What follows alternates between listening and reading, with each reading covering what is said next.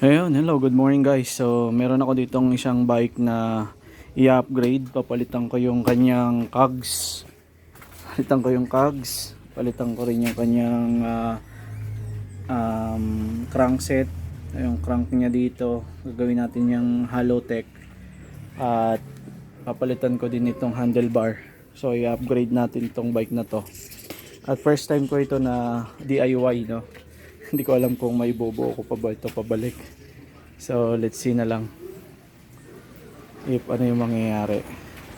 Okay, i-video ko sa inyo kung ano yung mga step na gagawin natin.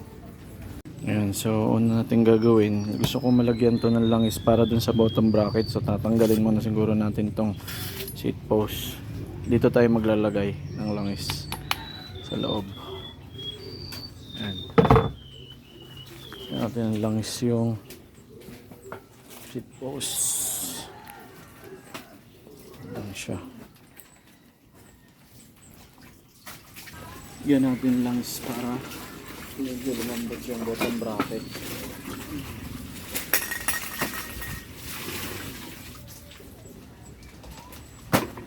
Ito ang WD-4.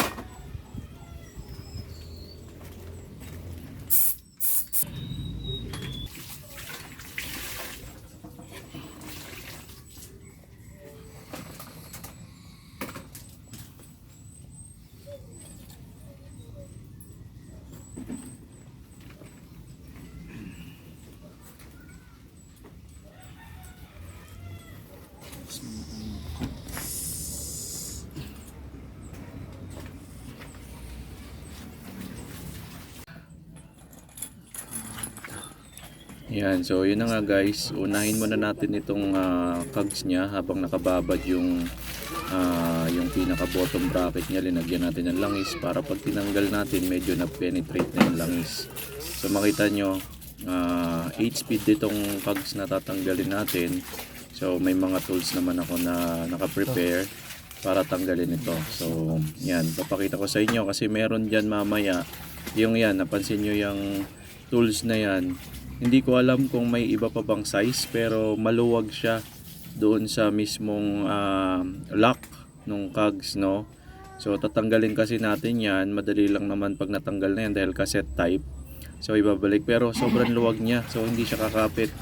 Kaya iniisip ko paano yung paraan na maging mahigpit siya. So may gagawin tayong paraan, no, para matanggal natin. Ayan, no, nakita nyo, inikot ko ng kamay, pumipihit siya, hindi sumasama yung lock.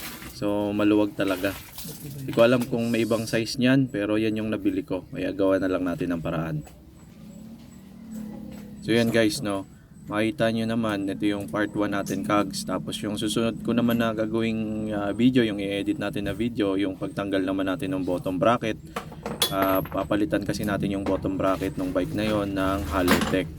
Medyo yung pagtanggal ng thread type, yun yung mahirap, pero pagkabit naman ng bottom bracket na Halotech, madali lang yon. So makikita nyo, at kung gusto nyo masundan yung mga video, yung mga part ng video na ito, just follow or subscribe po kayo or like po kayo para ma-notify po kayo kung may mga bagong videos na.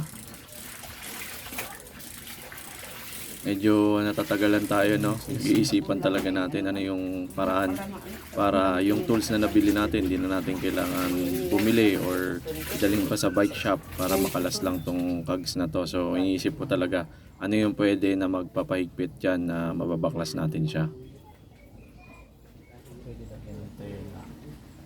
Yan, so iniisip ko pa talaga ano yung pwede kong gawin, no, para makalas lang to.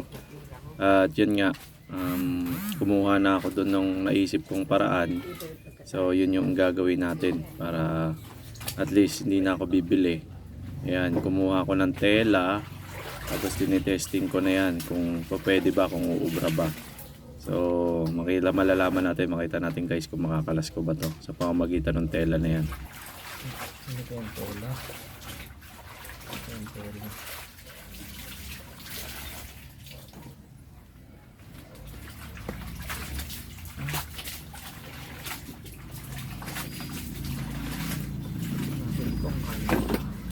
Ayan, no, so tela, para-paraan lang tayo. Pag hindi ubra, di hanap tayo ng tools na sasakto, pero kung ubra, edi okay. So yan na, linagyan ko na nung pinakayabi niya Diyan na lang po. para makalas. Ang maganda dito guys kasi meron naman akong impact. So i-impact ko lang yan, no, para makalas natin. So mas madali dahil may power tools tayo.